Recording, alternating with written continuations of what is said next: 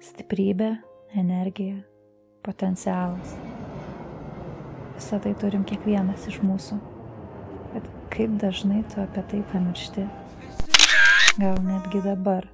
Tu svajoji pažinti save ir šį pasaulį, svajoji apie ryškų, įdomų gyvenimą, atostogas, klijuoji foto iš Pinteresto ant svajonių lentos ir tiki, kad kada nors jos išsipildys. Bet turbūt ne dabar. Dabar man reikia daug mokytis ir dirbti, kad kada nors gyvenčiau kitokį gyvenimą ir pagaliau iš tikrųjų atrasčiau save. Kaip dažnai savo tai kartoji? Svajonė. Kiek daug visko telpa šiame žodyje. Skaudu, kai kažkieno kito nuomonė tampa svarbesnė ir jie netiki tavo svajonę taip.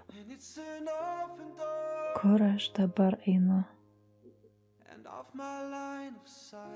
Ar užsiimu to, ko turėčiau? Kas aš tokia esu? Aš bandau ir vėl nesigauna. Vėl ir vėl. Aš krentu iš baimės taip niekada ir neatrasti tikrosios savęs. Atrodė, žinau, ko noriu, bet tai jau ne apie mane. Bandau vėl iš naujo, nemiegu naktimis. Galvoju, dirbu, stengiuosi. Tikiu, kad kada nors aš tapsiu kažkam reikalinga. Bet...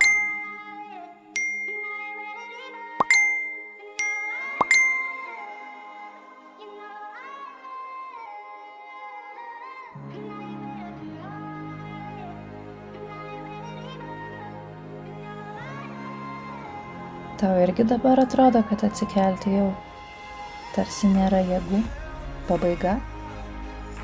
O gal viskas tik prasideda? Pažiūrėk į save, tavyje jau yra didžiulė neatrasta jėga, kuri gali uždegti visus aplinkui.